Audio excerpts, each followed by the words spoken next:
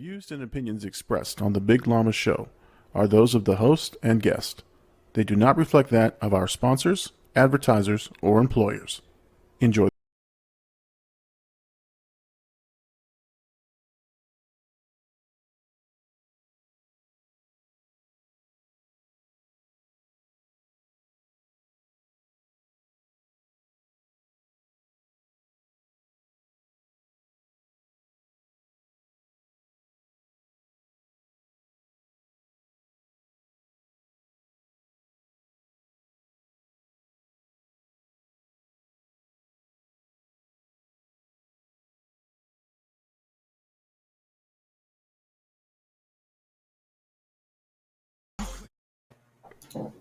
Hey everybody, welcome to the Big Llama Show. I'm the Big Llama. Thank you so much for joining me.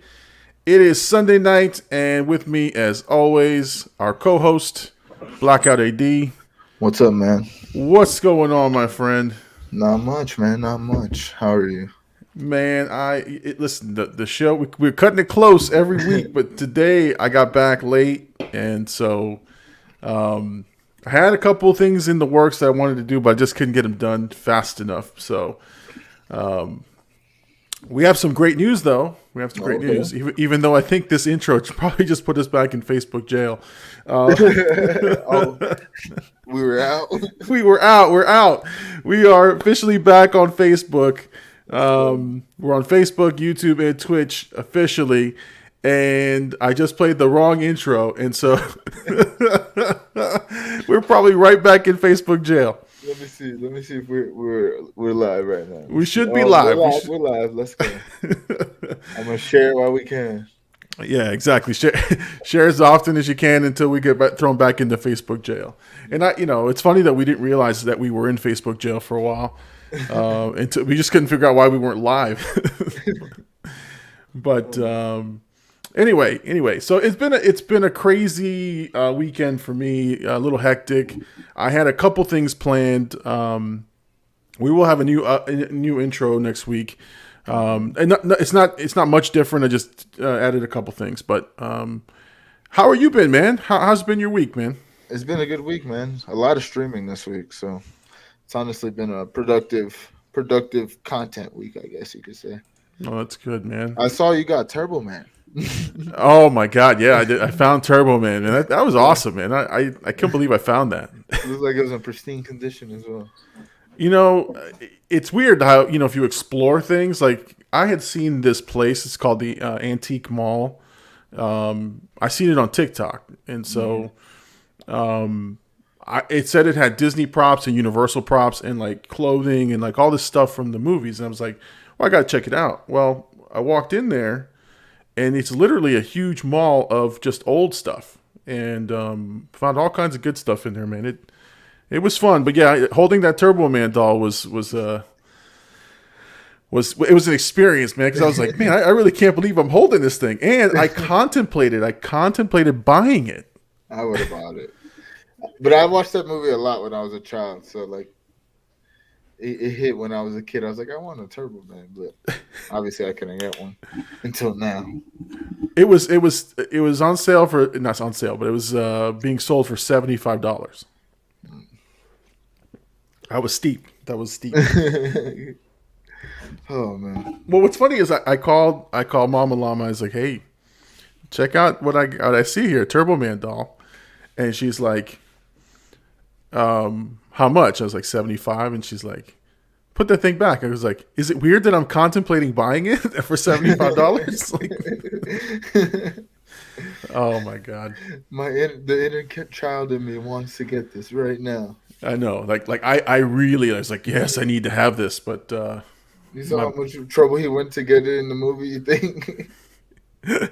If my kid wanted it and I saw it there, I'd spent $75, right? But this was for me. I couldn't justify paying $75 for, and I think it was a Funko reproduction of the Turbo Man. I don't think they made actual Turbo Man dolls, but it was good though. It was nice. It was in great condition and everything. But there was some cool stuff in that store, man. That's awesome, man. Oh, so let's see. We got a couple people in the chat. We got Big Homie in the chat already here. He says, you've been missing the Llama show when you quote Superstar randomly in the middle of the week. Hashtag Llama Nation, hashtag Blackout. Yes, Yep. for sure. For sure. Now, we got ADs are in the chat. Yeah, We got some fish heads. heads. Yep, accurate information there, big homie, for sure. You know what's I find it very interesting how you guys are streaming, right? I'm not quite sure how it. I'm still trying to figure out how it all works, but I keep hosting you guys. What does that do? Like when I say I'm hosting your show, does that mean it plays on my channel as well, or I don't know how it works? Yeah. Basically, it just plays on your channel, and people could, like, so if they scroll through your channel, it'll just say he is now hosting, and it'll show their video play. And then it could, like, easy access to get to them or whatnot. Oh, okay.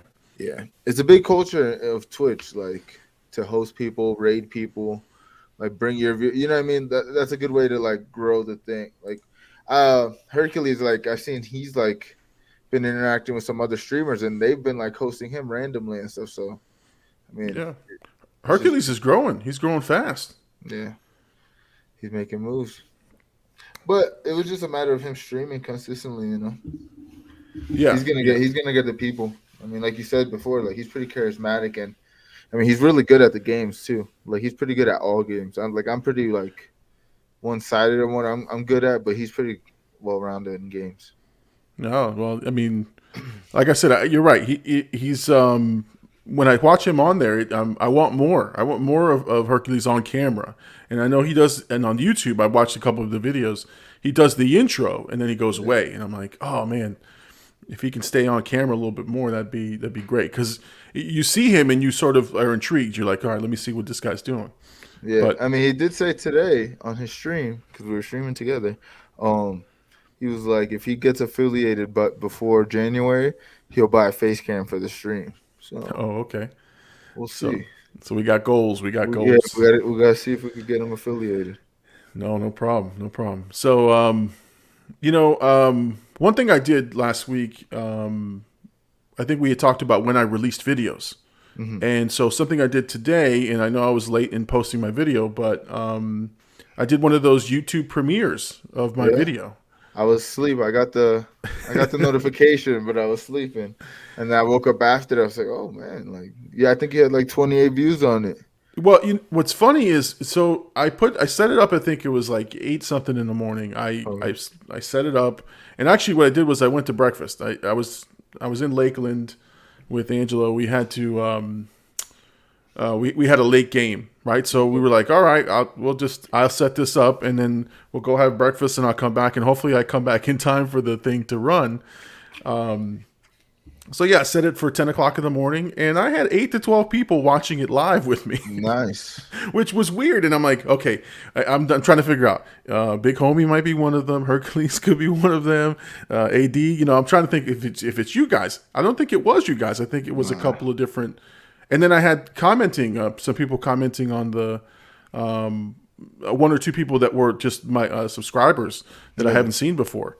So it was a pretty interesting experience. And then it goes back to what you were saying about when you release the videos. Yeah, it makes total sense.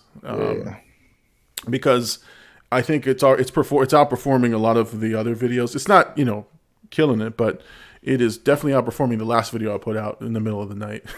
Yeah. And it didn't hurt to release it that early. No, I mean, and the fact that you even got 8 to 12, like think about it. Our highest when we live streamed this podcast, it was like 12. So yeah. I mean, the fact that you hit that in your first video that you did like that, well, maybe technically second because you did the Mama Llama video as well like that. Oh yeah. But because I think you also released that video early as well, if I'm not mistaken. Yeah, I did. Let's see. We got John Killen up in the chat. Said, "Yo, what's up?" Hashtag road to 1,000. Oh man, listen. We're gonna talk about John Gillen, not because he did anything wrong, we're gonna talk about my treacherous Spider-Man ticket story. I want to hear about this. That's gonna be. I saw you live tweeting it at like 4 a.m. my time. I was like, "What's going on?" Listen, it's not a moment I'm proud of. I became a raving lunatic in the middle of the night for these stupid tickets. I became what everyone is talking about, like how people are obsessed with I mean, I was like, I did a poll, I did everything, man. And it's funny. I got the most interaction I've had in a long time on Twitter. Like, I kept putting one out, I kept getting 3 or 4 likes. It was just crazy. It was crazy. I think. Well, I mean, you were tapped into the moment. I mean, everything on that night was just Spider-Man No Way Home tickets, which I haven't got it. I'm just gonna test my luck. If I have to go early in the morning, I'm gonna test it. We'll see. I was not trying to go through what you went through. Well, it's funny is, remember, I think we were closing the show early, or not early, but we were like, okay, I gotta go. I should have stayed on and just live streamed the whole time, because I told you it would have been an adventure and a half. But we'll talk about it. And next time there's a big event like that, I think I'm just gonna live stream, because I think John Campia was one of the guys. He did a whole special. He's like, ticket watch, and he knew the servers were going to crash, and so he was on for like 2.5, 3 hours with like 4 people trying to get tickets, and he couldn't get any tickets. He couldn't get any, and then he gave up. He just hung. He's like, all right, I'm done. And then I think an hour later he had tickets. Yeah, insane. Yeah. We gotta talk about it. Oh, for sure. All right, so I want to thank the subscribers. I want to thank everybody who's subscribing to the Big Llama Show. Hope you're enjoying the content. We are releasing videos once a week at minimum. That's going to be the movie reactions. I finally figured out my schedule. I finally figured out what I can handle without making myself crazy, and it is a commitment of one video a week. And it's a long 30 to 40 minute video, so it's a lot of stuff. But I want to thank the people subscribing. The subscriber count keeps going up week to week. I think we're at 336 or 335 or something like that this week. It's just been an amazing amount of growth. The John Wick series, which I'm doing, which I just finally finished up, that one, the first one, gave me 28 to 30 subscribers, just that one video. So. Yeah. And then The Exorcist and all the other videos I've done are still, getting views every single week. It's been insane. It's been insane. I feel like when it comes to like those videos, once those kind of videos hit get that kind of success, they're kind of always just like floating around the suggestions. You know what I mean? Like they kind of always eat forever. So that's awesome to see, man. Yeah. Congrats on. I was watching because I think last time I seen it. I think you went down one. I was like, oh, who won follow? Like who won sub? And then from that, I think I seen you grow like 4 or 5. So I was like, good, you got it back. Yeah, no, and that's what, like we talked about last week. I had said I was watching the numbers, and I got down on myself a little bit because I think I went up 3 or 4 quick, and then 2 dropped off right away, and I was like, damn. But I've been happy this week because this week not that the subscriber count went through the roof. It just was a steady, 1 or 2 here and there. And the video's performing well, and the comments are great. So it's been a good week in terms of the channel. So I really can't complain about that. One thing I am doing, and I know we mentioned it last week too, is the one that started it all. I'm calling it the Mortal Kombat video. Now that's obviously still on the channel, right? So if anyone wants to cringe for a little while and watch us sort of stumble through our first ever interview / review / podcast, whatever, it's on the channel. But I'm gonna make it a special episode on the podcast. I'm just working on the audio for that one. So got you. I gotta watch it in its entirety. You know what's funny is it's interesting because you knew so much more about the Mortal Kombat lore than I did. You knew more of the names and things. I was kind of stumbling through that, but then my camera died. I don't know if you remember that. No, I don't remember that. I was working on a GoPro. I was working on a GoPro, and the GoPro got hot, and that's why I stopped using it. It gets hot and it overheats, and it turns a different mode. So I went from like something like what you're seeing here, normal sort of perspective, to like a fisheye widescreen, and then I switched to my regular like laptop camera, the one that like this the regular installed one. Yeah. So like it looks completely weird. It's funny. It's like I said, it was interesting to It was the to go first back. time, man. But it really did start what we have now. So I'm kind of June thankful for it. We June got to take it off the 6th. internet. When? It was When we June did it? 6th that we started. Yeah, So we gotta 6 remember months, that man. day. Yeah, that's wild. That is crazy. But yeah, I want to put it out there only because it's fun. It's fun to go back and see how it all started, and you kind of see the journey and I think we did it on Discord, right? Like that. Yeah, I'm pretty sure. Because I think I recorded it from my angle, sent it to you, and then you put the background and all that stuff through that. Oh Because yeah. we definitely pre-recorded it. Yeah, no, and then I think I did some touch ups on the videos and everything. And I had to sync up both of our videos so that we weren't talking at the same time. Yeah. It was wild. It was wild, but I'm glad we did it, and I think we've learned a lot since then. I think if we redid that a movie like that, I think it'd be a lot better for sure. Yeah, 100%. I mean, even when we got to the Loki thing, I think we were a better version of that. Oh yeah.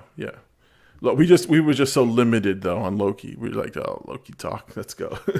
It was fun, but like, nope. If you weren't interested in Loki, you're kind of tuned out. Yeah. So the chat is eerily quiet tonight. It's quiet tonight. Yeah. It's making me a little nervous, man. What happened to our friends, man? They left us. They're all busy. They're all very, very busy. Oh man. A couple of programming notes for those of you who are listening on the podcast. You may notice some of the titling is going to change from the podcast. I'm just trying to clean up some of the look and feel. So if you see, we haven't added any new episodes. If anything says new episode other than tonight's show, it's because I'm cleaning up or fixing the, how it looks, like the chapters and the seasons and stuff like that. I just kind of went back and looked at everything, and part of that constant feedback loop, I just said, you know what, let me look at a couple popular podcasts and see how they're set up in terms of the look.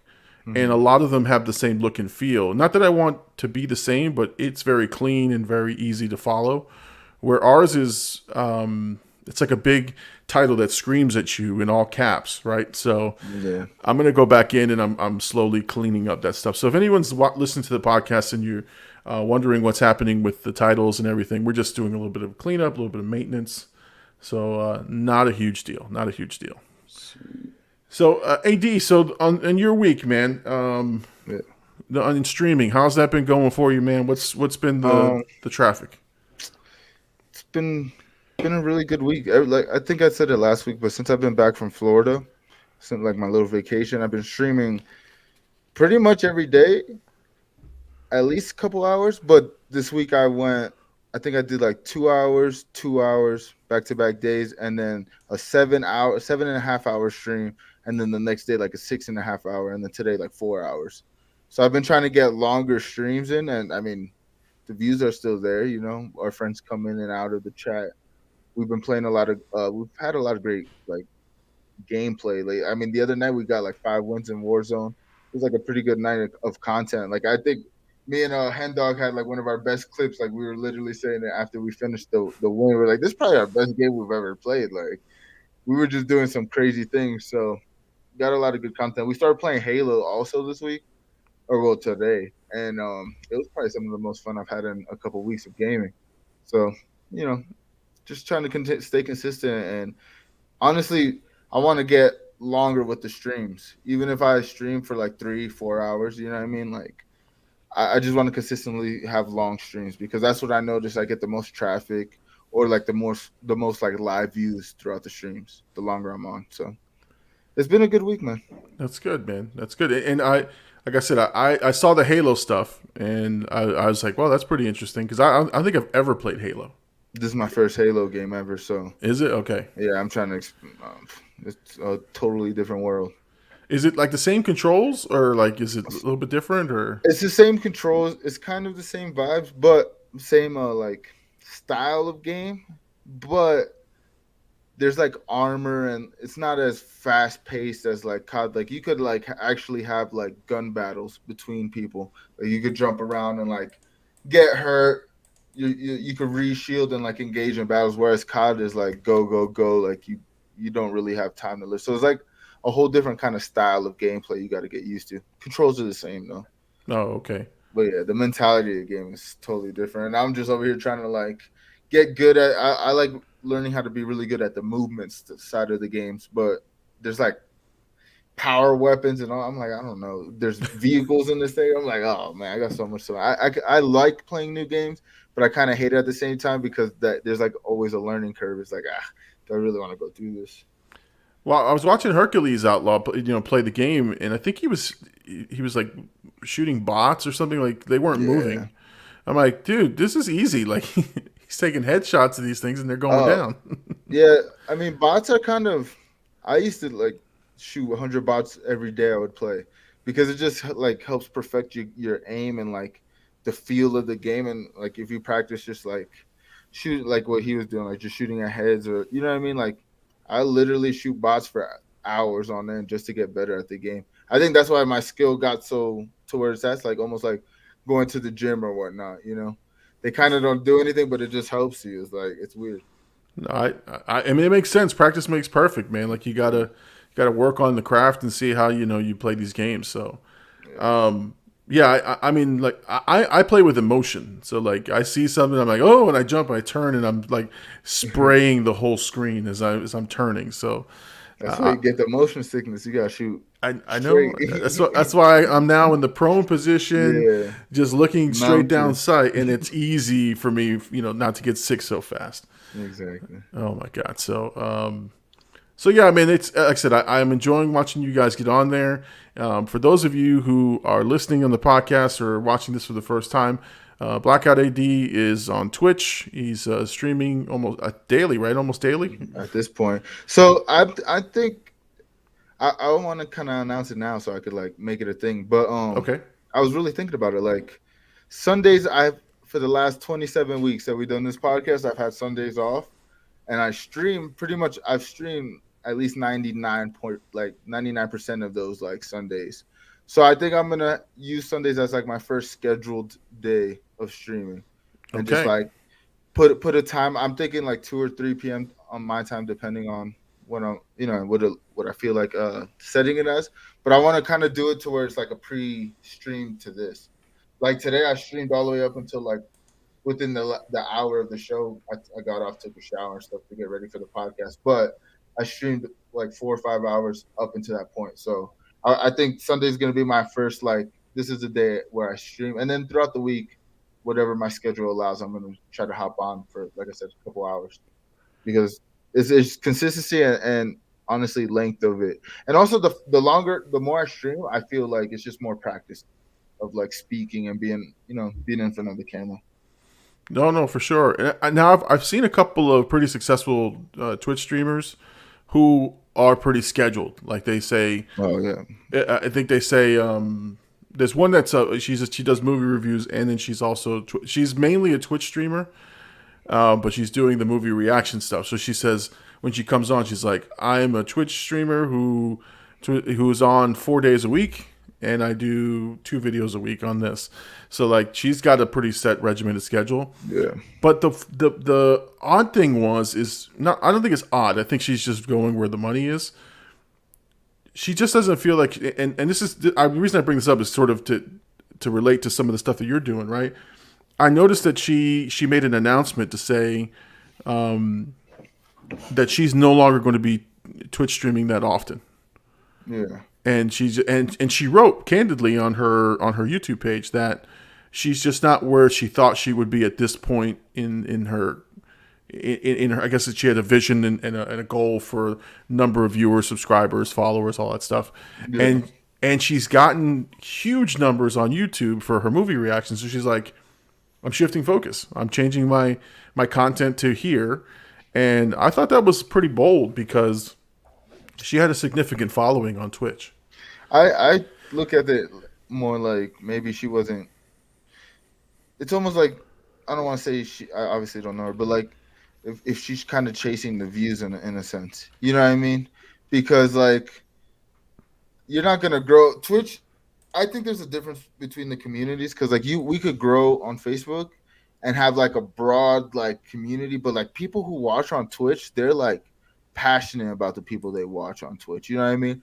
I Right. think like having 100 viewers every time you stream is probably a little bit more impactful than having 10,000 subscribers that you'll get like 10 maybe what 5,000 views on a video.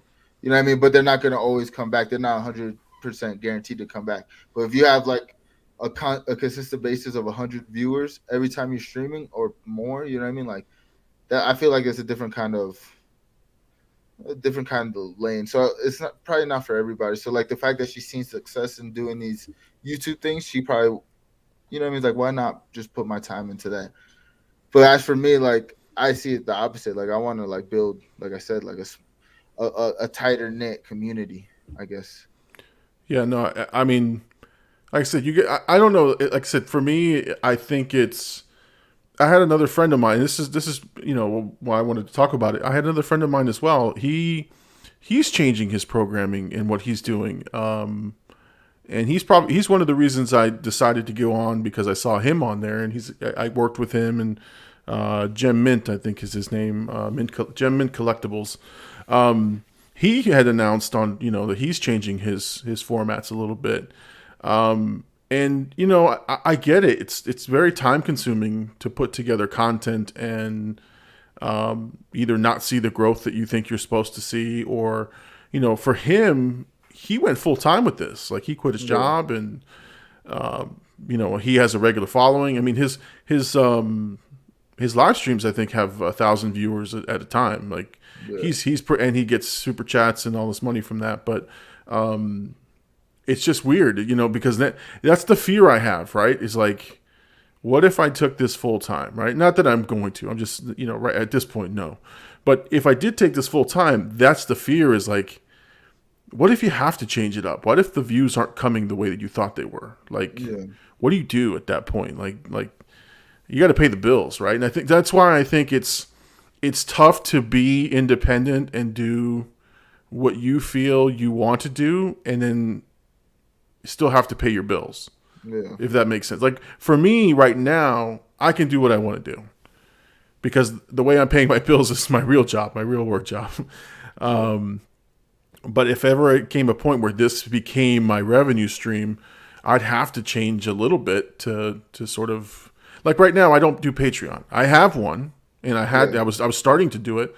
I just feel guilty about it, and it's not that I don't want to make money. I just feel like I'm not there. I'm not at the point where I feel I can charge people to see Yeah. me. You know what I mean? I I don't mean, know.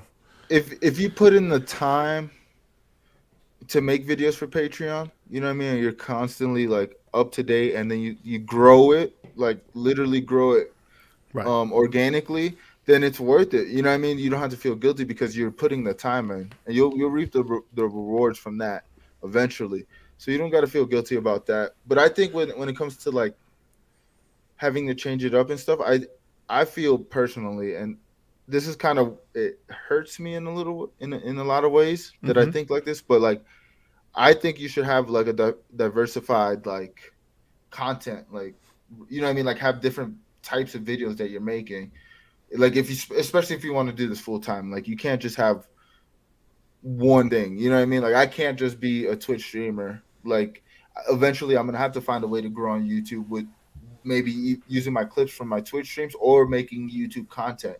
And even then, that would be completely different from my gaming content on what I mean Yeah. on Twitch, because like YouTube, I could talk about Mortal Kombat or talk about movies or games in a different way. So I feel like that can help me sustain me. So it's just like finding like a couple ways that you can sustain it. You know what I mean? But also like what you see, like some of your videos pop and some of them aren't as good. You know what I mean? But you never know which one's gonna pop.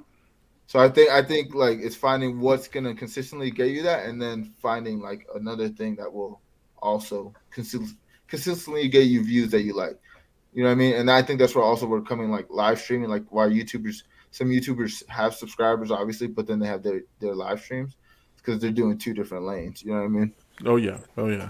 And you know what? I've given myself a bar, right? I've set myself up to say, again, with the success of these videos, I have said at minimum I want each of my videos to have 1,000 views at minimum, and like they're not all of them are there, right? But like a couple are getting there, like that they've been sitting out on the ether for so long that people have slowly sort of come, new subscribers that come in for the John Wick stuff have been clicking on the other stuff, right? Yeah. So Carrie is a video I did like a month and a half ago, and during the October, the Llama, and it stayed at like 4 something, and now it's like 8, almost 900. Yeah. Slowly, right? It's a slow build for that one. Never Ending Story, You Lost Boys, all these smaller videos that I have are with more subscribers. They're exploring the channel. So Yeah. I just look at it and say, okay, if I can get to at least 1,000 views on this one video, I feel very good. So, now John Wick has been weird because John Wick is by far the most popular reaction I've done. Yeah. And it's so weird. John Wick 2 was like a dud. Like, Yeah. like John Wick. I honestly found it weird as well because the John Wick one not surprised me, but like I was like, oh wow, you got some numbers. So I was waiting. I was curious to see what 2 and 3 did, and the fact that 2 kind of like came in very slow was like, So again, maybe timing because I think that was the video I told you about when you uploaded at night. Yeah, Well. and you know what I'm going to do? And I went and did some research. John Wick 2 is blocked in South America. And I mean, it says almost 89% of where people watch it, it's available. So I wasn't that worried, but I'm gonna put the branding on it like I did for all the other videos that have been going through, and I'm gonna see if that helps because it says South America and South American mobile phones, which is a huge traffic. I mean, I don't think I've hit it big. I don't think I've had one. This is the weirdest thing, right? I'm from Peru. I claim the Peruvian set. I'm advertising as the Llama, and I haven't had one Peruvian view. I can't get there. I don't understand. I got family there, so that means they're not watching. No, yeah, that's exactly what that means. You'll hit it once you get some fans. They'll find out you're Peruvian. They'll take you in. I'm just gonna wave the flag every time. Be like, hey. Yeah, you gotta have it in the background. Something. All right, Gabe. Gabe has joined the chat. Welcome, Gabe. What up, Gabe? Bing bong. That thing is everywhere now, man. Everywhere. Those videos have blown up. The audio from that video has blown up. Everybody's using it. Kids, actors, actresses, they're all making bing bong videos. Man. And the thing is, that video, I mean, like that series been out for so long, and when I first saw it, it was kind of like, I guess it was viral because like I seen it caught my attention, but now I think it's even more like popular than it was back then because I've seen some like random people just put it as captions. And I'm like, oh, this is good. This is going crazy. They did, 50-second videos.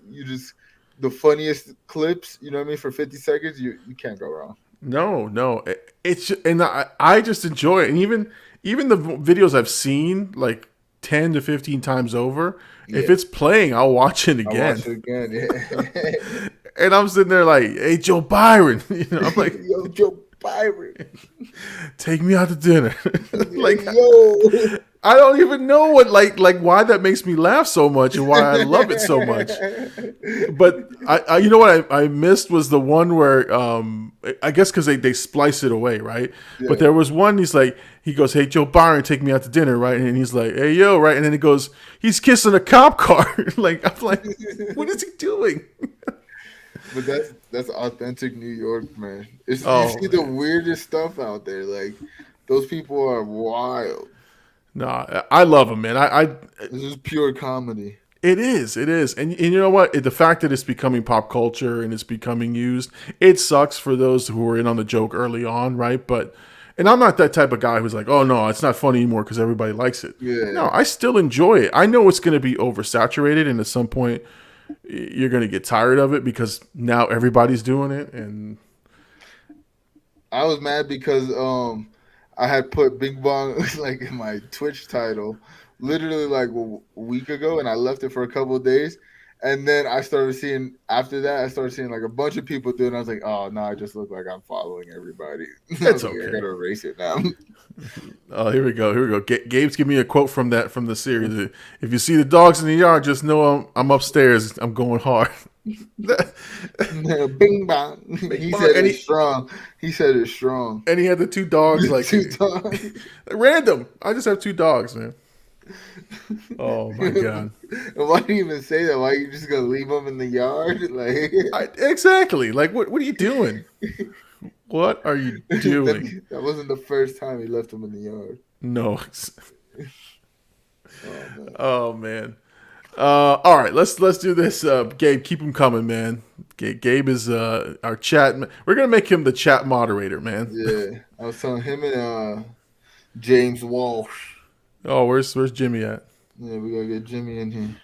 I was just playing with them actually. Disappointed in you, Jimmy. Did you? You let us down, Jimmy. Now we're gonna talk shit about you. Yep. Oh, and here's the other thing. Uh-huh. With the changes to our podcast titling, I'm putting explicit content on the podcast titling.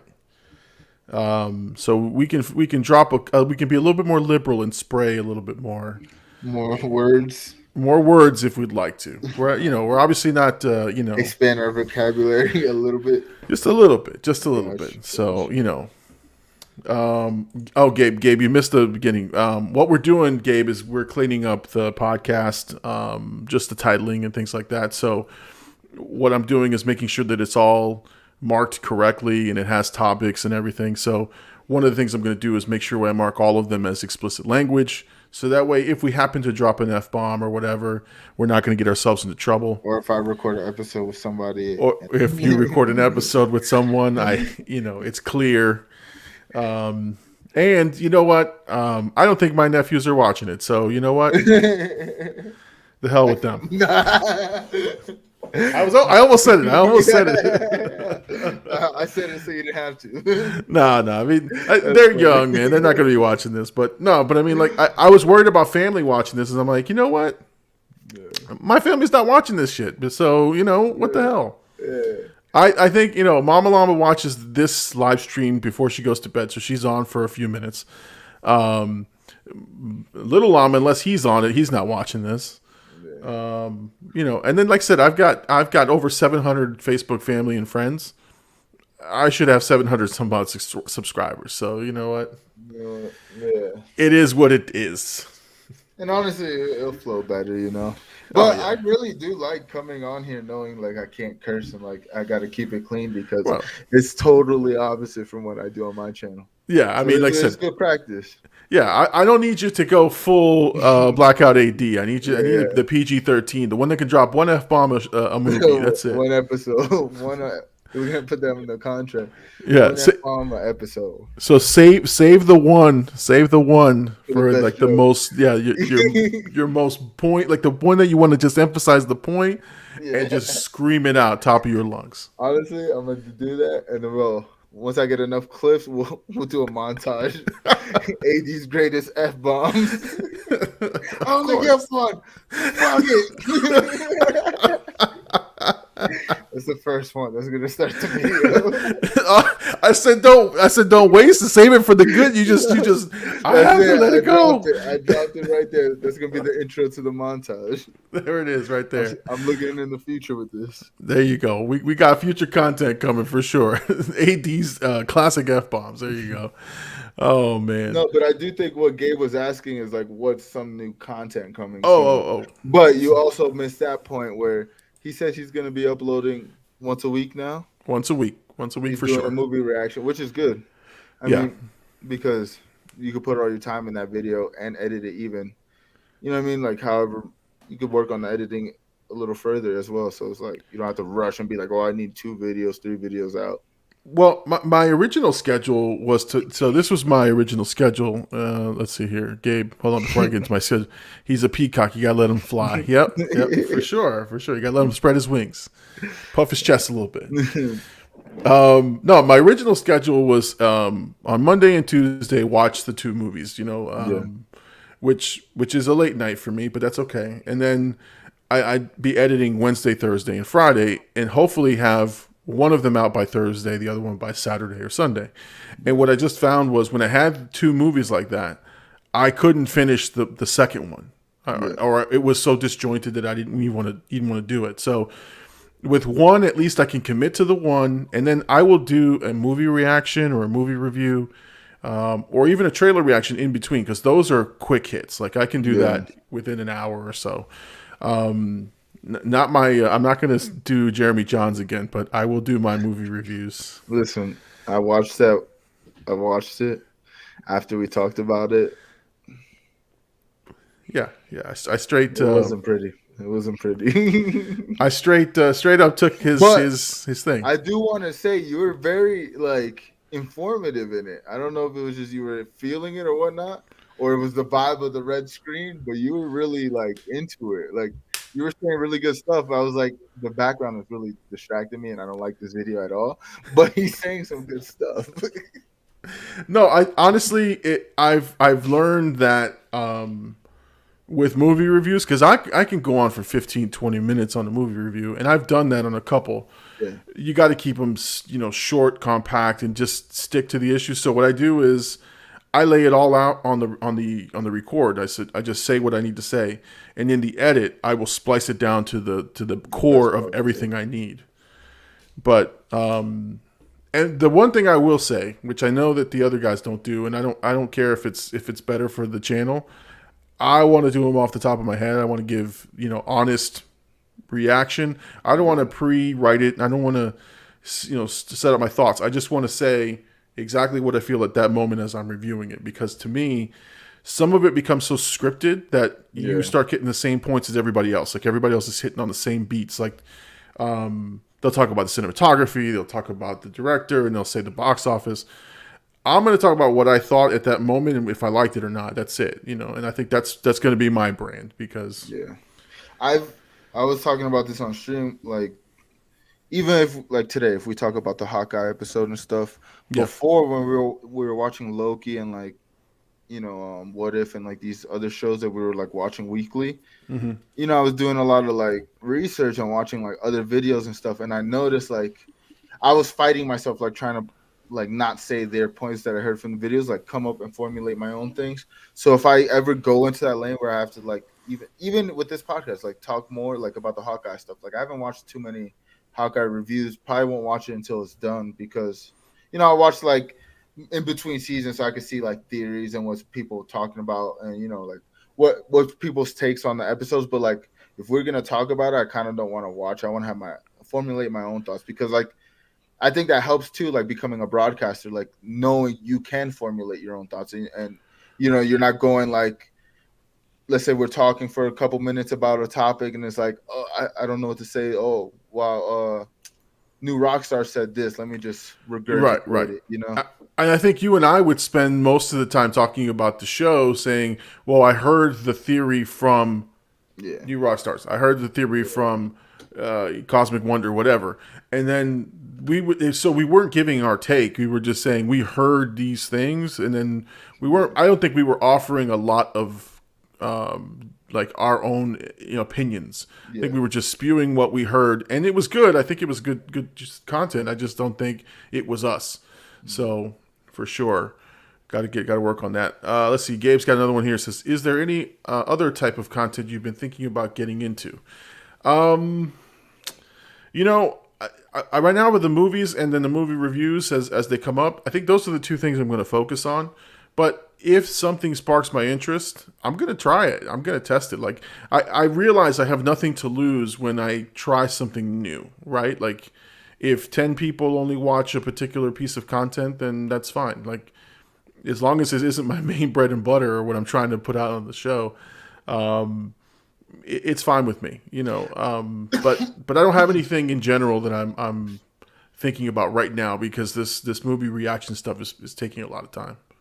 I have a question. So like maybe I look at it maybe I look at it differently because I stream and that's like my bread and butter. But Mm-hmm. for you, right? Like the podcast, our podcast, it doesn't do like your reactions or anything. But do you find like let me see how I can ask this. Like, do you find like it's a satisfying like couple because like we only get what like 40, we average like 30 to 40 views on each episode. But if you were to do like, you know, the John Wick video, you get a 3,000. Do you still feel satisfied with like what we do numbers wise with this podcast? Or is Oh it yeah. like, or do you get what I'm saying? Or is it like kind of like it's not what, it doesn't bring you in the views like the other ones would, or like give you that chance to get those views in?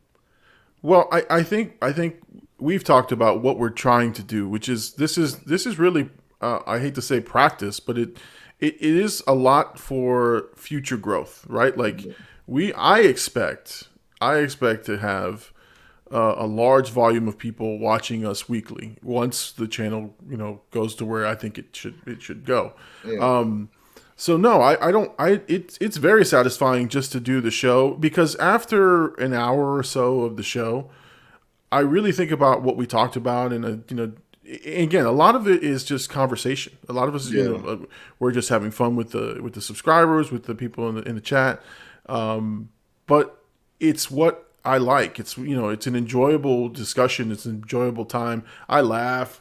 We have a good time. So for me, that's the point that I like about doing the podcast is, Yeah. now I think I want to do more with the podcast to break down movies.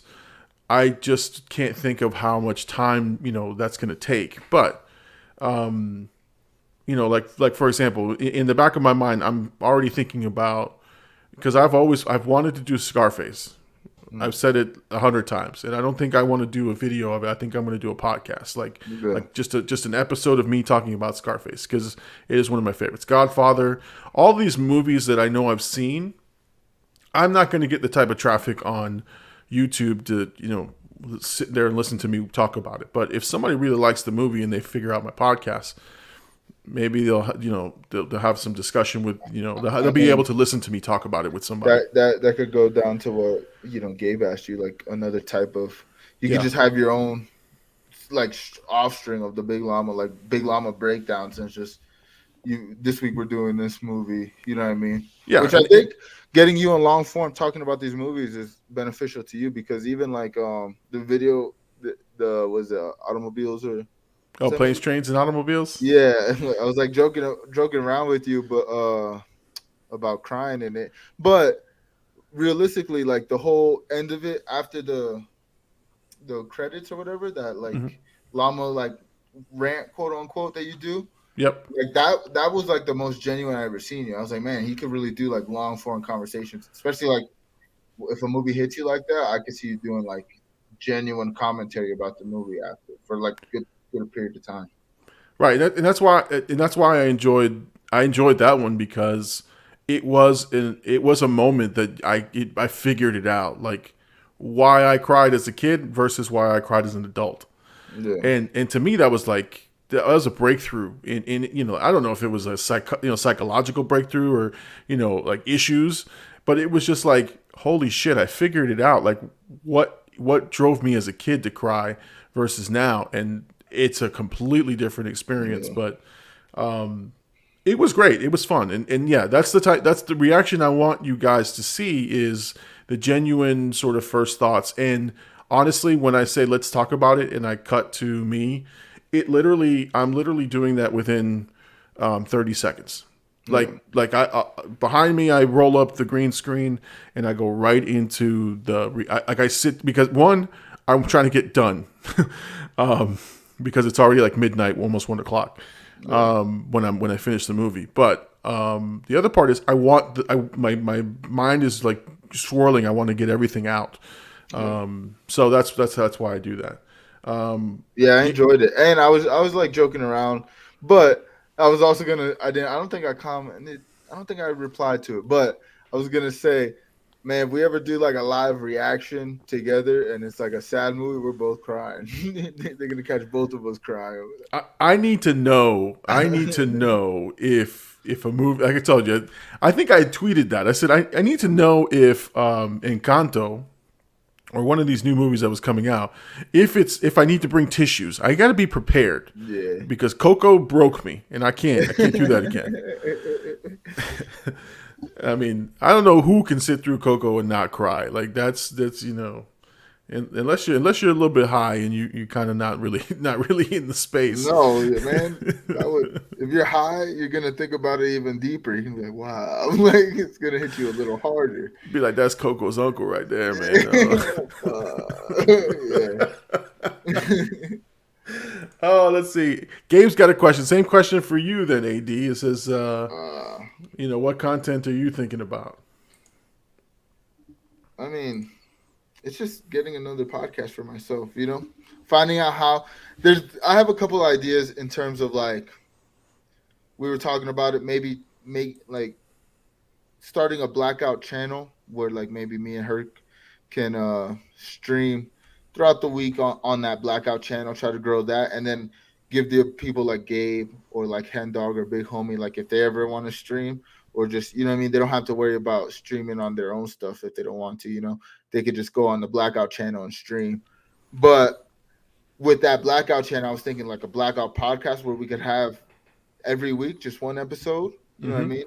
And have like whoever can come that week. You know what I mean? Whether it be like a combination of me, Big Homie, Big Llama, and Hercules or Hen Dog. You know what I mean? Whatever combination of blackout members works, I think it would be a good dynamic because then we could come up with like a couple topics and we could get all our personalities on there. And it's kind of building like everybody's on-air personality. We could kind of do what we said with this show, like how it's kind of practice for us in the long term. Mm-hmm. Same thing with them. Like get in a space where we can just practice making content together, practice being on mic, where it's not necessary. I think with Blackout, we got to kind of like not rely on gaming as much because I think we could just sit where it's just like my camera and us just, talk back and forth about topics. And I think that would be just as entertaining as if we were gaming. So, yeah. I think you guys should do like game reviews, and, talk about like the new maps that come out, and I know that seems formulaic, but I think if you guys really break down what you're seeing, right? Like, hey, you got snipers on the roof of this particular map all the time. Here's how we get through it, or whatever. If you're even just bragging, like, hey, we beat these guys, check out this clip, just fun stuff like that. I think you guys have a lot more probably to offer in that realm, in that space. Sort of the same as me, like with movies and stuff. Like, if I did more long form things, it's probably a better, more informative discussion. But yeah, you guys definitely have a lot. You guys have just scratched the surface, I think. Yeah, and I think with like me personally, like the amount of hours, like just in 2 days, it was like what Wednesday, Thursday, 2 days. I had 13 hours, 14 hours of content just in 2 days. Literally 14 hours. It's like, man, I could be breaking these up and just posting them on YouTube, like whatever gameplay happens. And that's maybe on me, and maybe because part of me kind of never wanted to be just like games, you know what I mean? Like if I do something else, I kind of want it to be like this, like a podcast style conversation thing. So I don't know, but at the same time, like there's content that I'm already making that I could just clip it out and build an audience and try to maybe get more traffic to my Twitch stream through the clips. You know what I mean? So yeah, I mean, it's just figure out. I think like what you're going through is like figuring out literally what works best for us and what helps us grow. Yeah, it takes time. It takes time to figure out, and the other part is too, like, how many players are in that space, right? How many people are creating the same content that you are? Like, that's the other part. Like, do you want to spend your time splicing clips if there's like 50,000 people with all the same doing the same thing? But it takes time. It takes time to figure out exactly what you're doing. Yeah. So I mean, like I said, I think you guys are on the right track for sure. So yeah, let's keep those things going. So anyone who watches the Big Llama Show, please support Blackout AD on Twitch. Hercules Outlaw on Twitch as well. We host their shows. Miss Dysfunction, right? I think is that her name on Yeah. on Twitch. So Miss Dysfunction, make sure you support her show. Hashtag Big Llama Show, hashtag She got Blackout to, AD. I think today she was like at 6 viewers Yeah, when I popped in. So it's like to see everybody grow little by little, you know what I mean, and see everybody like starting to get these followings is kind of it's really awesome to see, man. Yeah, no, and again, every little bit helps. We know we're starting on the ground floor of this, so be excited. I mean, if anyone's listening to this, this could be that moment where you go, "Hey, I remember when he first started," and you may want to be part of the show and interact with us before we get too big, before we get goes to our head, and then before we can't even read the chat because it's moving so fast. Right. We can't even pop things on the chat. That's ridiculous. Oh my god. All right, let's talk real quick about the movie reaction this week. We talked about it earlier in the show, how we did it, the special live premiere of the John Wick 3 Parabellum. And now, AD, have you seen this one? No, I haven't seen any of the John Wick movies. Okay. Well, we won't go into specific plot points, but I don't think you care, right? Not at all. Not at all. Here, I'm gonna save my my F-bomb. I don't think you fucking care, right? No. He used it. There it goes. That was his one. That's my one. That's it. Check it off the list. All right. But we got to make that a thing now. Just we got to throw one in each. We get one. You say shit all you want, but you get the one F-bomb. No, anyway. So, all right. So this one. So every time I finish the day, I answer the question of how do I like this series? Which one is my number one? It's still the first original John Wick is the number one. Yeah. John Wick 3 overtook Part 2. That's now my second favorite. And then Part 2 now falls to number 3 in my ranking. The chat's popping up here. Oh, yeah, Gabe is excited. I want Gabe to do his own podcast. I think Gabe would be hilarious on his own podcast. Maybe we should bring Gabe on and talk to him for a little bit. We should definitely do that. Oh, look at Big Homie. Damn, Llama, I know that felt good. Sounded wonderful to say. It did feel good. It's a little bit more free. Hey, we got the explicit tag. Right. As long as we put the explicit tag, we're okay. We're all right. And colorful language is okay.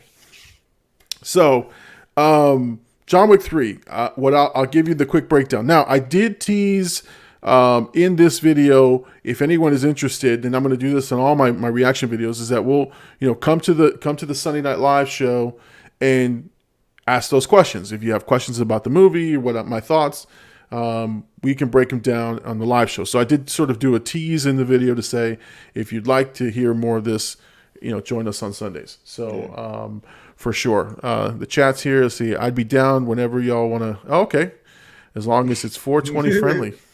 I mean, no. Yeah, listen,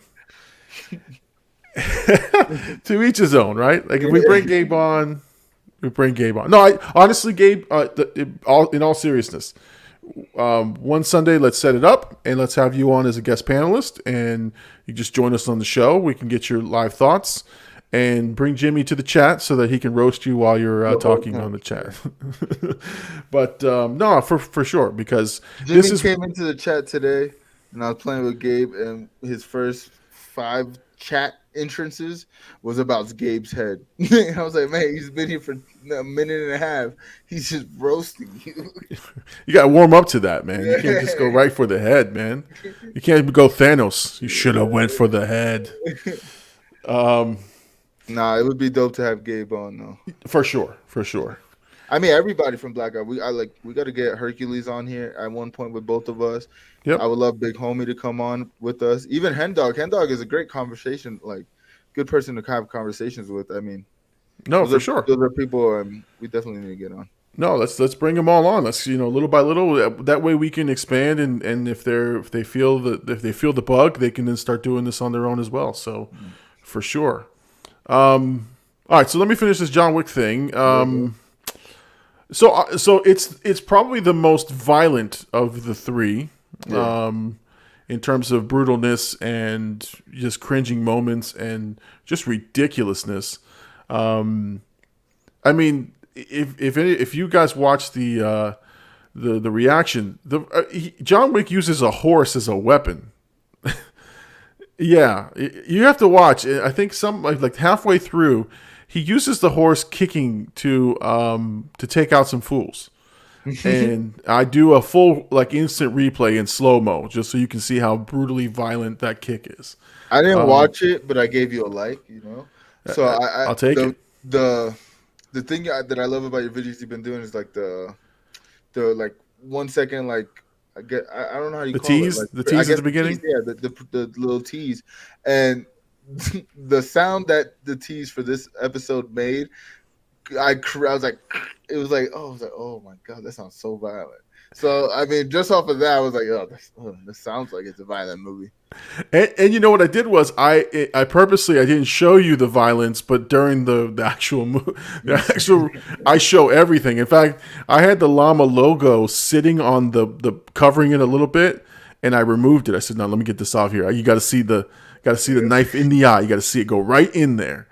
And Oh, it's disgusting. It's great. It's glorious and it's disgusting and it's just crazy. I mean, I can't believe I haven't seen these movies before. Like that's how pissed I am. I'm like, damn, I missed it.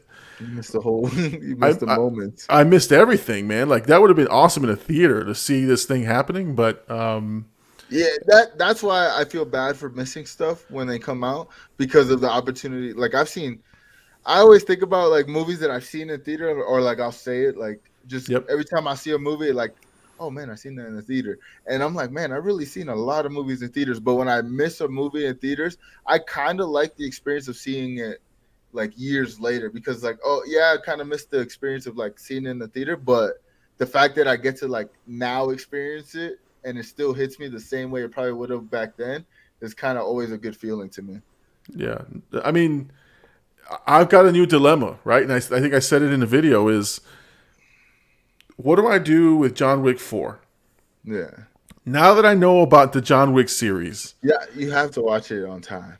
You I have to. I have to watch it, but then I got to do a reaction. 100%. So I don't know. I don't know how I'm going to do this because I know that Donnie Yen, which is one of my favorite martial artists in movies, is gonna Ip Man. He's gonna be in it, and so I don't know. I think I got to see it in the theater. I don't know, man. You have to. I'm torn, and I can't bring my setup to the theater and have me video like. I feel like weird. I might have to rent out. You know what I might have to do? You can. I Rent out think the theater? you can rent out a theater for like $120 or Yeah. something like that.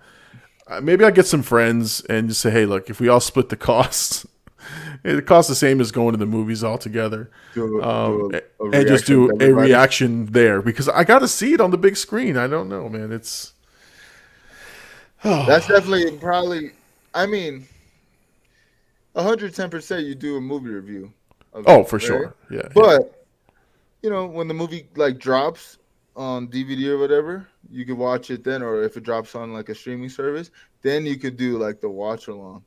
So you can kind of get it twice because then it just goes along with this series. It's like you have to finish the fourth one. I do. And like I said, now I'm hooked. I am hooked. So I'm very, very excited to see what happens next. But yeah, yeah. I mean, it's a good problem to have. It's a good Yeah. problem to have. My next problem is, and if anyone's in the chat, is the Christmas movies. Like I've seen a lot of them. So I've so far I've got two identified. I probably only need one more that's probably all I have time for. You have to watch Krampus. I That's a haven't scary. seen that. So You have to watch the scary one. yeah, no. Krampus, right? Is that what we Yeah, call it? Krampus? Krampus. So I watch Krampus. I have Scrooged and Love Actually, which I wanted to see that one, but I don't know that it's just going to get a lot of views. But I've wanted to see it for a long time, and I bought the Blu-ray just the other day at Five Below. So yeah, I got it on sale. I would tell you that like I was my kids would go into like a store like Five Below or something like that, and then I would be like they'd be like they were in the store, and I'd be like, hey man, if you guys see some Blu-rays, pick a couple of them up for me. So they called me one day and they're like, Dad, they got Footloose for $5. I said, on Blu-ray, Footloose? I'm on it. Get it for me. They bought it, and then there was another movie, G.I. Joe. The other one was G.I. Joe. It's like, yeah, buy that one. So they bring out. Calls you. It's like, Dad, they got Superstar on sale. Oh yeah, put down $20 on that one. Hey, they got two of them. We need to keep one closed. Yeah, exactly. Sealed so I can get it signed by Molly Shannon. But but he came out, right? He came out with the movies, and he gets in the car and he gives me the Blu-rays. I'm looking at him. I go, this isn't Footloose. This isn't Kevin Bacon. This is that shitty remake. This is that shitty ass remake with whatever her name is from Dancing with the Stars. Oh man, I'm ashamed that I even know that, but oh man, yeah, I was like, this is garbage. This is absolute trash, and I refuse to watch it. You gotta watch it for content. Have you seen it before? No, I've never seen it. You gotta watch it for content. You gotta watch the original Footloose and then watch that one. So you can rip it apart. That would be hilarious. Oh my god. I want to find a movie that I can't stand. Like that would be great. Like sit there and just tear the whole movie apart. Let's see. Gabe's G.I. Joe, what a banger. Yeah, listen, the G.I. Joe movies to get a lot of flack, but they weren't that bad. They weren't bad at all. Like, and I get it. They weren't like the cartoon. Yeah. Like neither was Transformers and neither was the other one. So, but yeah, it wasn't bad. It wasn't bad at all. So, yeah. So anyway, that's the content stuff. You want to talk about Hawkeye? Let's talk about Hawkeye, man. There's a lot to unravel for this last episode. I like how you had that ready. We didn't even talk about it last week, so I mean, right. Well, I gotta say the first two episodes were a little underwhelming. Do you think? I heard people say that, but I had a wonderful time with both episodes, and I kind of liked it. Maybe because it's 6 episodes, I can see why it's kind of underwhelming. Maybe if it was like 10, they would be like 2 pretty good episodes because it's like it didn't give you too much, but it gave you good backstory to, like the new Kate Bishop girl and like what her family goes through, how she like becomes to idolize Hawkeye, which I thought that was a dope, scene from 2012. That like, was. She literally, I mean, her house obviously gets destroyed. Spoiler alert. We talk about this. But her house gets destroyed, and it's 2012. She sees Hawkeye do his jump off the building move, and that's how she becomes to idolize Hawkeye. Which I was like, man, like every time they go back, they show you a different perspective from like an older movie. Blows my mind, man. Blows my mind. Well, it was so good. They had the Avengers music, the Avengers theme while he's jumping, and it brings back memories, right? And there are moments. As I said, I was underwhelmed only because I think I was expecting something way different. Here's my problem, right? I think we've grown accustomed to these movies or these series being so closely linked. Like I'm on Loki brain right now, where everything in Loki had a touch on something else. Everything had implications so huge.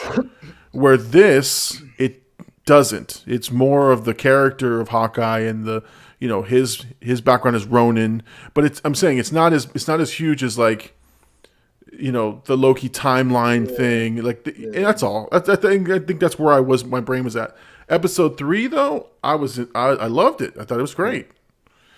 I think to your point about it not being like the Loki, like it's just not that high stakes. I think this is building the street level right now at this point because, I mean, this episode we get a hint at Wilson Fisk like actually being because there's word that what's his name? D'Onofrio, I forgot his name. Oh yeah, Vincent D'Onofrio. Vincent D'Onofrio, who was Wilson Fisk in Daredevil, which. I mean, Daredevil was probably one of the best out of the Marvel TV shows, even though I like them all. But I think Daredevil was probably the best. So everybody wanted to see Wilson Fisk, and they wanted to see Charlie Cox reprise their roles. And there was a lot of talk that, like, Vincent D'Onofrio is in this show. And, I mean, he even tweeted, like, I think the day the show came out, like, oh, this is going to be great or something like that.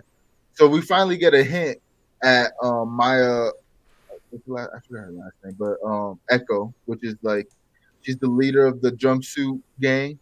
Oh, the what is it The called? The tracksuit, what is Tracksuit Mafia, right? tracksuit mafia. They say bro after. Hey, we gotta go, bro. But she's the leader of them, and her uncle. They only showed his hand, but they kind of made like his footsteps sound a little heavier. Yep. But it seems like it's Wilson's fist. So like this is gonna, I think it's gonna lay the ground level for like like street level Yeah. bad guys. Yeah. And Echo has her own show, right? Coming out.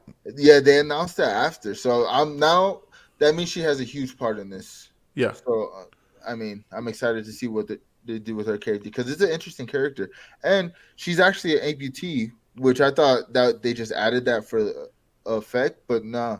Like the original comic book character isn't an amputee. This is just the person they chose. So So is she really deaf in real life? yeah, Okay. So she has that disability, and then she's yeah, an amputee, yeah, which is, you know what, it's normal. It's a normal thing. Like, people have these things, and so I like to see it. And what I like is, and I get it, you have to push a little bit of messaging on it, which is she's not any different than anybody else. Actually, she's got special abilities as a result, which is great. It's a great, for a kid who has disabilities or has some of the same things. and they see that Seeing on screen. Yeah. Right, seeing sign language being done, seeing that she is missing a limb is great for those people who have that's a hero for them, and so I like her thing. And I know some people will be like, oh, it's just woke culture, but no, it's a great and we've talked about it. Representation matters in these shows, and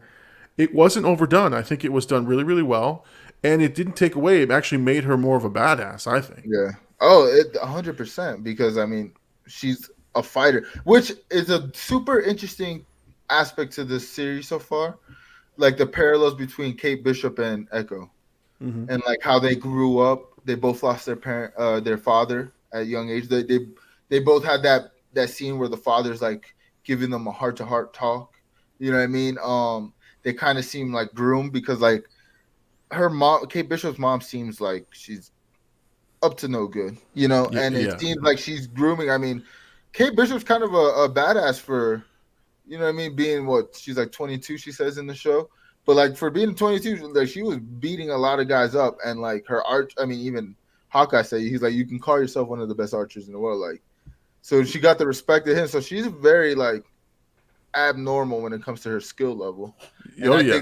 I think that's because her mom was like, I mean, her mom's not doing up to no good. I really think she might turn out to be the villain of the series, but we'll see. I mean, like I said, the parallels between Echo and Kate are pretty awesome, and I'm curious to see how it pans out in the long run. Yeah, no, and they're from two different worlds. I mean, economic wise, Yeah, and I was like, I was telling the boys as I'm watching, I'm like, Kate Bishop's got all these safe houses. She's got all these places to go. This is crazy, but that's the life that she lives. She doesn't think anything of it, right? She's just got an aunt who's got an apartment here. She's got her old house. she's She's rich. got Yeah, yeah, she's got money. She's got means, but very much having to prove herself to her worth, which is really, really yeah, good. So I like the show. I like where it's heading. Very, very interesting to see how they take the character and making Hawkeye interesting. I thought the Ronin turn in, I think, Endgame or Infinity yeah, War oh no, it was Endgame, yeah. was interesting, but it seemed like a throwaway, right? It seemed like, well, okay, he's mad at the world and he's taking it out on bad guys, but now this flushes out that backstory and what he did, and he's not proud of it. He's like, I'm not a hero. I'm not a hero, and that's why he doesn't want to dress up as one. And he doesn't want to be seen. He is definitely not proud of what he does, which is good. He has a conscience. He's not just, okay, I'm Hawkeye. Yeah, because you gotta think he did it when he was in a dark place. He lost his whole family. So like Yeah, to him, he lost everything. And he kind of just didn't care anymore about anything about people's life, and he was just chasing bad guys and literally killing them. But you know what I like? What they did with Hawkeye is like they're showing like, I mean, he doesn't have any superpowers. He's just literally a soldier. You know what I mean? A high level soldier, and it's showing like the wear and tear, like him losing his hearing, and like when she asked him like what happened, like how did you lose your hearing, and they showed like a compilation of like moments that could have Yeah. lost. You know what I mean? Like he's like, oh, it's just like I don't know. It's just so it just shows you like the realistic aspect of like what he does, and even I thought it was a super real moment when him they have like good chemistry, Kate Oh Bishop yeah. and him, but I thought it was a super real moment when he was like you like when he was kind of just warning her like what comes with this life that she's trying to live, because it's so very clear she wants to. She looks up to him, then she gets to meet him and go through this adventure. So it's like he kind of sees like, oh, this is gonna put her on the same path that I was on, but it's like, let me let you know, like it's Yeah. not gonna be easy. You're gonna suffer loss. You're gonna go through things like so. I think it's like I said, it's a grounded story and it's super Yeah. good. I'm curious to see how they end it because it's so short. So it's like Yeah. I mean, you gotta like this next one has to be a little bit furthering the plot a bit. We're gonna have to find out more about the mom and the boyfriend. yeah, because Um, I don't know his name. It's like Duquesne, Jock Duquesne, but he's a bad guy. And in the comic book, he's kind of Clint's mentor in the oh, comic books. So it was kind of interesting because I did watch a new Rockstar video and they were talking about how Hawkeye didn't like make eye contact when he held the sword to his neck at the end of the episode. They didn't make eye contact. So there's like a theory that maybe he was like the original Ronin, and that's how oh, Hawkeye got it. And then that's why he was trying to buy it back. And he was like, so, oh. That's right. He was trying to get that sword back. yeah. Oh, okay, okay. That But makes sense. or he might just not know him, and he was in the house, and he's a swordsman. He clearly like when he fought Kate Bishop, like he was clearly very skilled with the sword. You know. Oh yeah, yeah. I like the fact that she was telling him, don't let me win, don't let me win because it was, and then And that then she'll attack reveal, him. right, with that sneak attack, and he was able to just fence it off real He's quick. like, I knew he'd parry it. It's like that's still kind of dangerous, dude. Yeah, I know. If you got him right in the eye, But you know what I like about these shows, man, and like uh, these have become like my version of a comic book. You know, like when my real dad was alive, like he would collect comic books.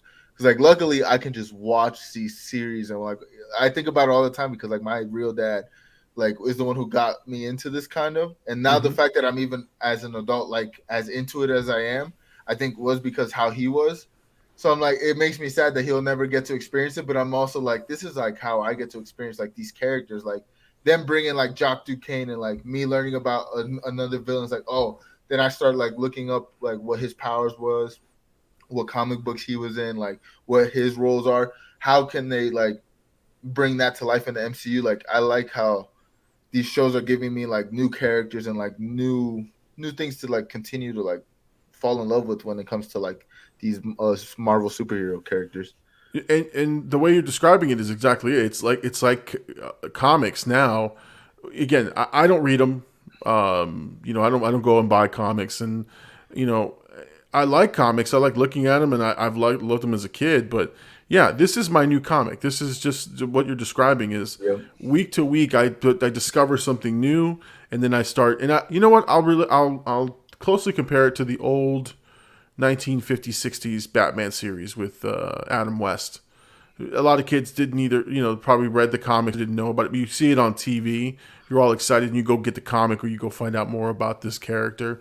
So it's the same thing, but just, I mean, at a whole nother level, right? I Yeah. mean, and what's great is that the story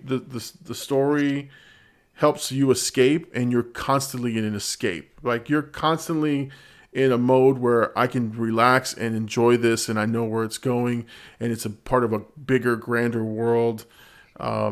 It's just I just find it to be very refreshing, and I know people are like, oh, it's oversaturated. There's too many comic book movies. No, this is the entertainment. These are good stories. Like Yeah.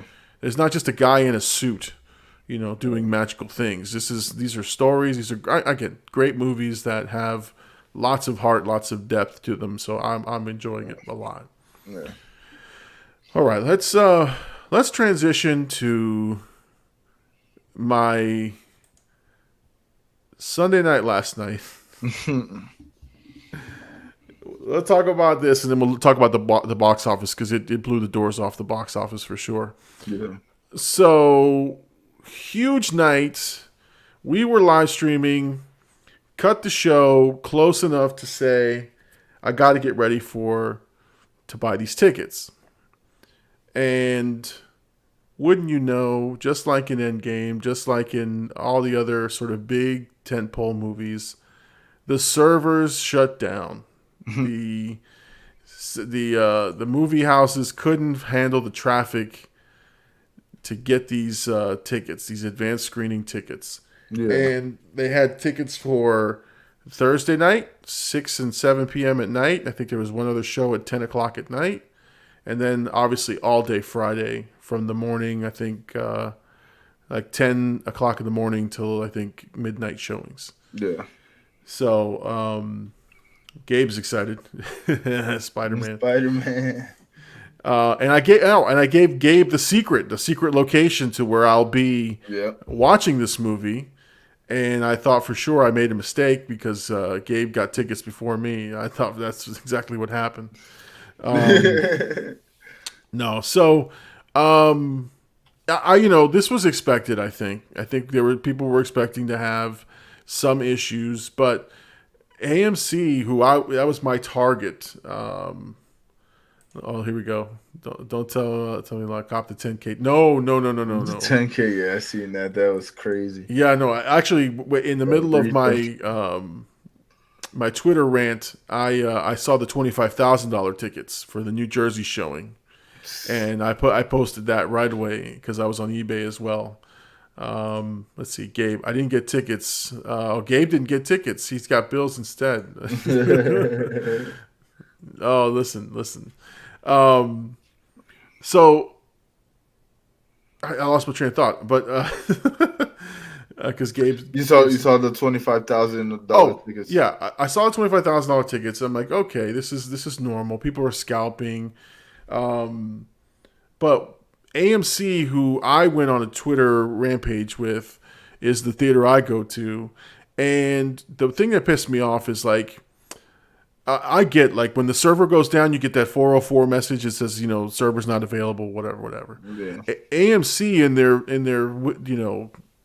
their shitty wisdom gave you a timer, put you in a wait queue, and so you had hope. You had at first it was the server's down.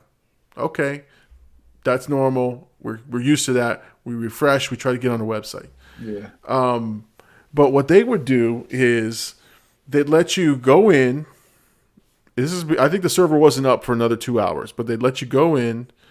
They almost like let you pick your tickets, like pick the seats you want to sit in, and then they put you in a wait queue. Oh. And the wait queue would tell you you got to wait 45 minutes. You got to wait 10 minutes. Now, I was doing it on the laptop here. I was doing it on my phone. I had like 3 different wait queues. My phone said 10 minutes. My computer said more than an hour. And then another one, I think I had a tablet or something. That one said 45 minutes. So, of course, I'm all excited that my phone says 10 minutes. I'm like, all right, I got this. Yeah. I go in and I pick my seats. Now, when I tell you how excited I was to see my row that I always sit at was available. It was full. And here's where John Gillen comes into this. Yeah. I had committed to get 6 tickets, like for my family and for his family. Yeah. So now the extra pressure, like, I got to get these tickets for everybody. And when I tell you that I went to go check out and it gave me an error, I about threw my phone. I went straight to Twitter after I refreshed a couple of times. I see the Twitter rant, man. Oh my God. And then that was it. That was my whole night. I was waiting in queues. I got kicked out. I got to the front of the line. I got kicked out. I picked my seats, got kicked out. It was the most frustrating thing. And I was calling out the CEO of AMC Theaters. This guy was mad. Now I'm curious for the box office numbers, like what it did for the pre-sale. It broke all kinds of records, right? I want to see Yes. how packed these theaters are, because I don't got tickets, right? Now, if I can acquire tickets and see a showing opening weekend, that means like, is this, you know what I mean? Like, is this real numbers? Like, Um, did it really go that crazy, or was it like? Because there was like a lot of publicity around these tickets that whole night. That's all I seen on Twitter was people talking about getting those tickets. So it's like that means nine. Like I shouldn't really. It should be very hard for me to get a showing. well, listen. Here's my measuring stick for you. I'm going to show you something. I'm going to share my screen here. Let's see. Okay. So this right here is the seating chart for an IMAX theater, for the theater that I go to. Now, mind you, this is the small theater in a very small town that hardly ever has anybody show up. Like usually I get the seats I want. It's packed, but it's not like overly packed. There are only looks like the front row, which nobody sits in an IMAX. I mean, this is breakneck right here. The front row and everything else is packed. So depending on where you go, you may be able to get a ticket. Now, for UAD, I don't think you want to sit in the front row of any movie theater. So if I have to, I'm gonna have to. there's a seat right here. This little red seat right here. That one next to two families. Next to two families. You're gonna be that guy. This is my seat. Excuse me. Can you get your clothes off my seat, please? But this theater was so packed that the Gillens, they're going with me. Yeah. They're in this row here. They're in 11. Hold on, 10, 11, and 12. That's their seats, and my seats are right behind. These are my middle seats. I got my seats. I couldn't get them next to me, but I'm dead center in the middle. So Yeah, that's kind of wild. yeah. So it's gonna. I mean, it broke records. It broke pre-sale records. It's not. It's not quite Avengers Endgame, but they're also saying this is the first, pandemic movie that is reaching anywhere near those box office numbers. Yeah, but I mean, every movie kind of led up to this, right? You know what I mean? Like it was like a slow, but like we kind of knew for a long time that this was going to be the biggest movie coming out of the pandemic, and I feel like we've just seen the numbers increase every big release. Oh yeah. You know what I mean? Like if literally every release that happens is like, oh, it was bigger than this. You know what I mean? Oh, Shang-Chi was the highest. Oh, here comes this movie. You know what I mean? Even movies that I didn't think were gonna do good did pretty well in the box office. Now I know. I mean, we're talking Spider-Man, and Gabe says he's going dressed as Spider-Man. Hey, you're not going to be the only one for sure. My son, the night we went to bed. Now, mind you, he's 14. He's too cool for that. He was dressed in his whole Spider-Man costume going to bed. Tell my dad, you better get those tickets. I'm gonna go dress as Spider, cuz. Now, the craziest thing that I was watching this week, and this is what drove me insane, was I want you to see something. I don't know if I can zoom in. I don't know if you can see it pretty clearly, but all right. So Spider-Man comes out December 17th. That weekend, whatever other movie is playing is not going to get any kind of action at all. So there's 5 or 6 movies that I've never ever heard of. Literally never heard of either of them. Right. The problem that is going to happen is December 22nd. The following weekend, you have The Matrix. The Matrix Resurrections comes out. Okay. The Kingsman comes out. Okay. And Sing 2. Mind you, this is what was pissing me off because I was reading a lot on this. The Matrix Resurrections is going to bomb, and it's going to bomb huge. Yeah. I can see it. I almost said 100%, but I can see that. The hype isn't there for that movie. Well, it's not that the hype isn't there because I think people are excited to see it. The problem is HBO Max. Oh, it's an HBO Max same day release. I don't know, man.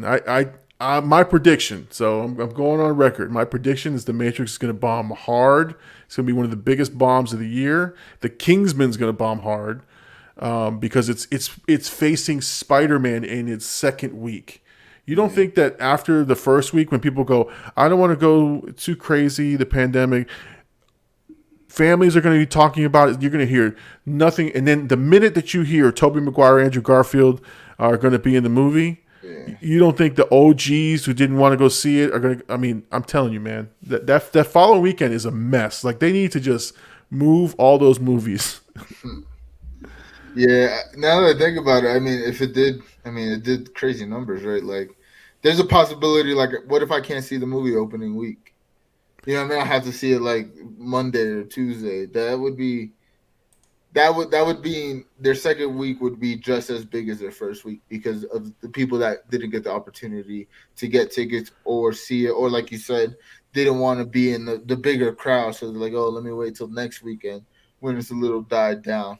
And then, if they announce, which because they haven't announced them in the trailer, so we're gonna find out very quickly if they're in the movie come Thursday. You know what I mean? Like, we're gonna know. Right. That's what I'm saying. Like the word's gonna get out, and if the minute like the Tobey Maguire heads, who there's a big following for them, they hear he's in the movie, they're gonna go see it. 100%.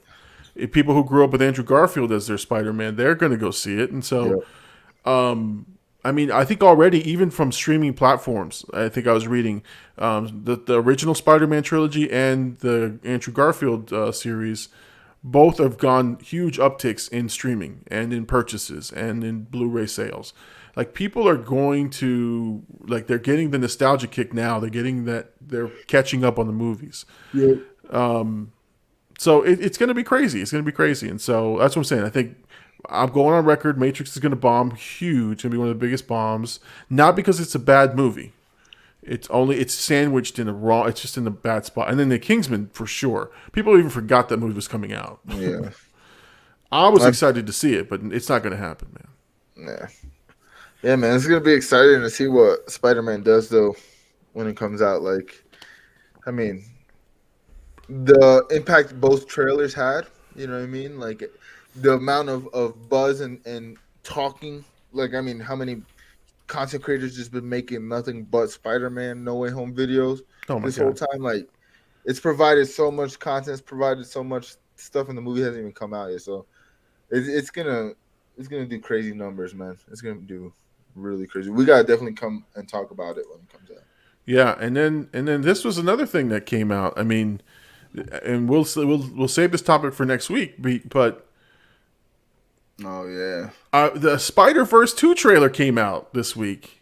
Yeah. And they got Spider-Man 2099 attacking Miles Morales in the middle of the Spider-Verse. I mean, I think it's just, I mean, it's such a great time to be a comic book fan and a lover of this stuff, man, because it's a good time to be a nerd. Oh my God. The stuff you're seeing on screen is just next level, man. It's like, it's insane. Yeah. But anyway. Oh, man, that's a lot to decipher right there, man. That's a lot to go through. But, so yeah, I got my tickets. So if anybody's looking for tickets, I've got... you got six $10,000 tickets. Well, listen, if the price is right, the Gillens might not go see this movie. So. You offer me $1,000 per seat. I'll just have to give them their money back and be like, hey, you guys aren't the Gillens, but here's my tickets. And you know what's funny? Gabe wants to make sure everyone knows he's not a nerd. We're all nerds, Gabe. We play video games for stream. We're nerds. My son had me second guessing if I really had the tickets. Oh. Because he was like, where are the tickets? I go, well, they're on my phone.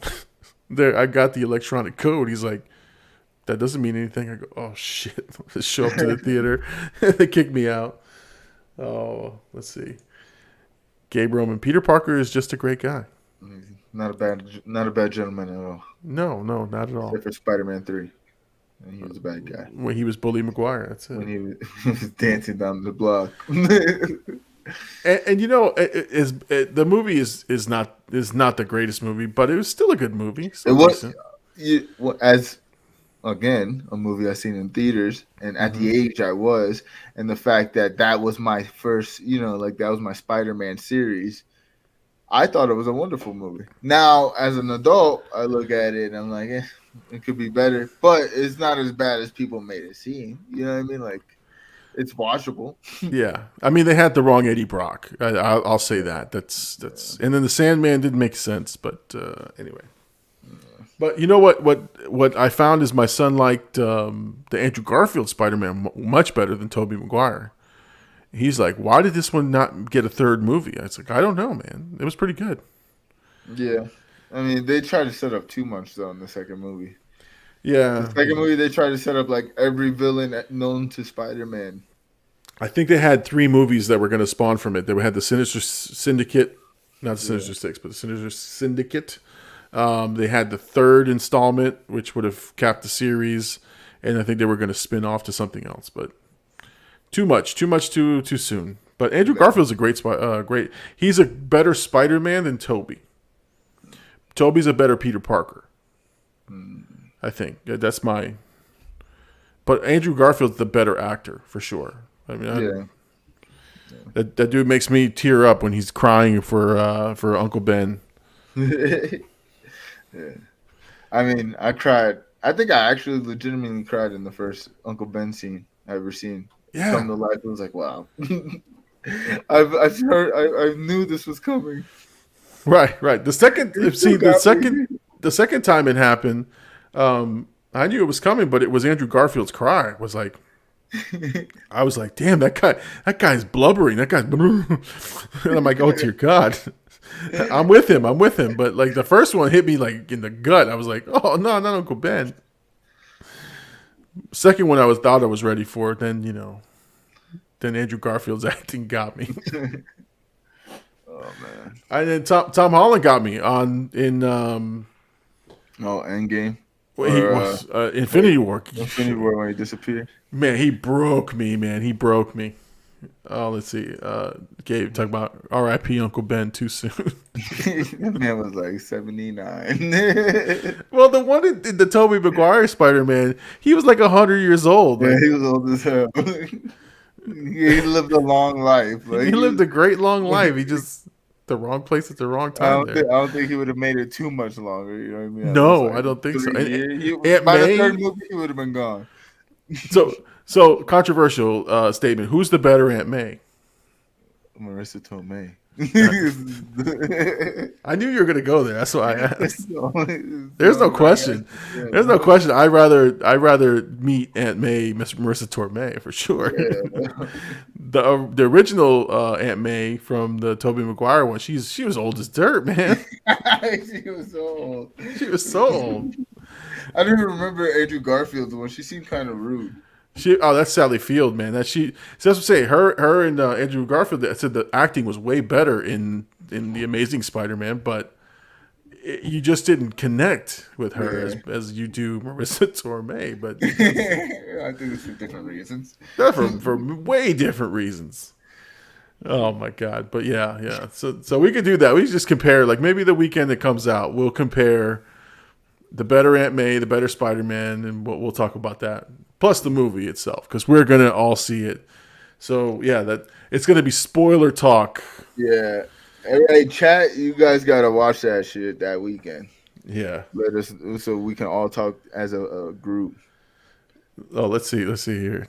Tripping. OG Aunt May is a baddie. The new one gives me a city girl vibe. Great. This guy likes older women. I guess. Gabe, I didn't know you were into that, man. Silver foxes, huh? That's what you're into. He said the OGMA is a baddie. What? OG. Oh man. OG Aunt May was like in the nursing home, bro. That's the Green Goblin scared her into the hospital. Like that's how bad it was. I'm surprised in real life if that happened. That scene where he busts in, blows up like her window, and he's just hovering over her. And she's like praying. And he's like, finish it. Like that would give a real old lady a heart attack. Like She would be done. That was a terrifying scene, bro. And listen, and Alfred Molina in the second one, like broke broke her hip, her arm, her neck. Like he was just throwing her around like a rag doll, man. She ain't that flexible anymore. She brittle bones, man. Oh man, that CGI was terrible for Aunt May. She was just pizza. Go back and watch it. You see her go, oh, it's like a green screen. You want her to break a hip. That's what happened. Oh man. All right. All right. We finished it off on a good note and on a good laugh there. All right. So I want to thank everybody for joining us tonight. Yes, sir. Let me do the reminders of everywhere you can find us. So again, if you're listening to the podcast, the Big Llama Show podcast, available every Sunday night. Yep. After the live stream, we're going to add hopefully some different content on there as we get to grow a little bit more. But again, it'll be available wherever you find podcasts. Apple Podcasts is the preferred method. Spotify, Google Podcasts, wherever you have them, that's where we are. It's free. It's available to everybody, and there's full episodes. And yes, I will be adding the one that started it all, the Mortal Kombat podcast review will drop, and we'll also I think whenever you drop it, we should just watch it together, record our reaction, and post that as well. Yeah, we should just keep pausing. Like, why'd you say that? I think we should do that. We'll see how it goes. We'll see how that goes. Because I think we got into plot armor, and we were cracking up, and we were making fun of the suit. And oh my god, I have to watch that movie again, man. I haven't since, but I have to watch it again. I bought it on Blu-ray. It was on sale at Target, $4. That's so sad. It just came out. Because it's available on streaming, but I think it'll go away on streaming at some point. So that's why I bought it. So yeah, Big Llama Show podcast. Make sure you check those out. If you're interested in any of the Big Llama Show merchandise, visit our merch store on Teespring.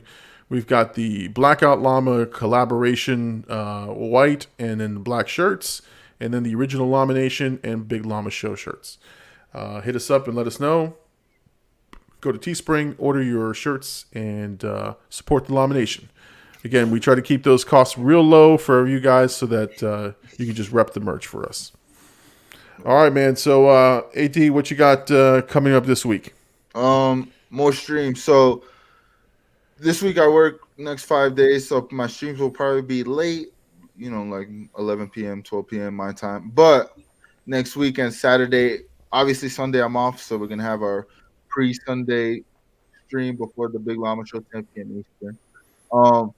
Saturday, though, I'm off, and there's a big UFC fight. So I'm going to do a stream up until the UFC fight and then live watch the UFC fight that Saturday night with my stream. Because last time I did that, I thought it was great. It was a good time. Like, we had a good time just talking about the fight.